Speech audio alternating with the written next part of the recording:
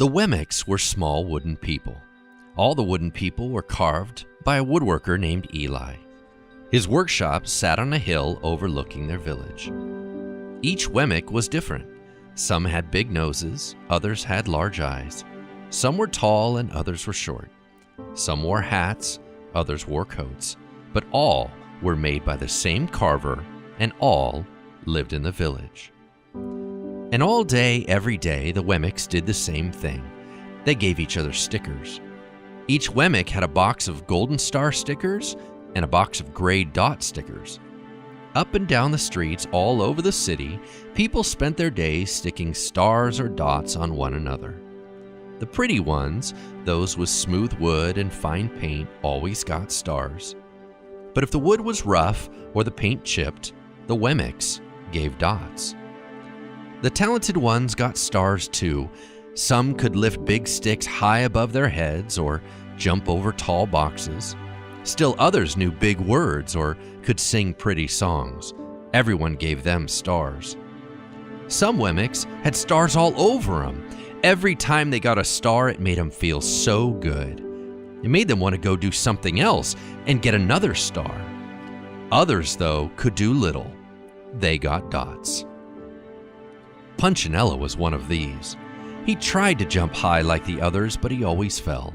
And when he fell, the others would gather around and give him dots. Sometimes when he fell, his wood got scratched, so the people would give him more dots. Then he would try to explain why he fell, and he'd say something silly, and the Wemmicks would give him more dots. After a while, he had so many dots that he didn't want to go outside. He was afraid that he would do something dumb, such as forget his hat or step in the water, and then people would give him another dot. In fact, he had so many gray dots that some people would come up and give him one for no reason at all. He deserves lots of dots, the wooden people would agree with one another. He's not a good wooden person. After a while, Punchinello believed them. "I'm not a good Wemmick," he would say. The few times he went outside, he hung around other Wemmicks who had a lot of dots, and he felt better around them. One day, he met a Wemmick who was unlike any he'd ever met. She had no dots or stars. She was just wooden. Her name was Lucia. It wasn't that people didn't try to give her stickers, it's just that the stickers didn't stick. Some of the Wemmicks admired Lucia for having no dots, so they'd run up and give her a star, but it would fall off. Others would look down on her for having no stars, so they'd give her a dot, but it wouldn't stay either. "That's the way I want to be," thought Punchinello. "I don't want anyone's marks." So he asked the stickerless Wemmick how she did it. "It's easy," Lucia replied. "Every day I go see Eli." "Eli?" "Yes, Eli, the woodcarver. I sit in the workshop with him." "Why?" "Why don't you find out for yourself? Go up the hill. He's there." And with that, the Wemmick who had no stickers turned and skipped away. "But will he want to see me?" Punchinello cried out. Lucia didn't hear. So Punchinello went home. He sat near a window and watched the wooden people as they scurried around giving each other stars and dots. "It's not right," he muttered to himself, and he decided to go see Eli. He walked up the narrow path to the top of the hill and stepped into the big shop. His wooden eyes widened at the size of everything. The stool was as tall as he was. He had to stretch on his tiptoes to see the top of the workbench. A hammer was as long as his arm. Punchinello swallowed hard. "I'm not staying here," and he turned to leave. Then he heard his name. "Punchinello." The voice was deep and strong. Punchinello stopped. "Punchinello, how good to see you. Come and let me have a look at you." Punchinello turned slowly and looked at the large bearded craftsman. "You know my name?" the little Wemmick asked. "Of course I do. I made you." Eli stooped down and picked him up and set him on the bench. The maker spoke thoughtfully as he looked at the gray dots. "Looks like you've been given some bad marks." "I didn't mean to, Eli. I really tried hard."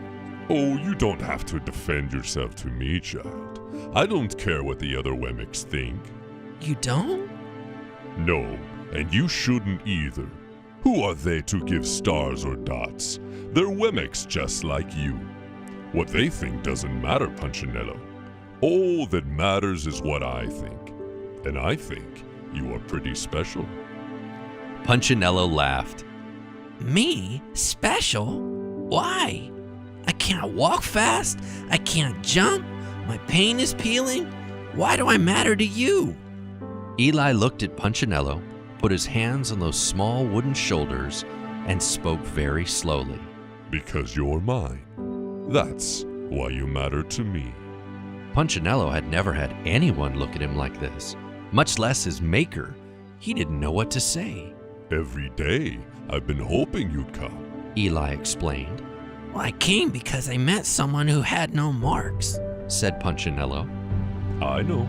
She told me about you. Why don't the stickers stay on her? The maker spoke softly. Because she has decided that what I think is more important than what they think. The stickers only stick if you let them. What?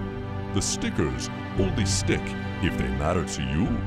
The more you trust my love, the less you care about their sticker. I'm not sure I understand. Eli smiled. You will, but it will take time. You've got a lot of marks. For now, just come to see me every day and let me remind you how much I care. Eli lifted Punchinello off the bench and set him on the ground. Remember, Eli said as the Wemmick walked out the door. you are special because I made you, and I don't make mistakes. Punchinello didn't stop, but in his heart, he thought, I think he really means it. and when he did, a dot fell to the ground.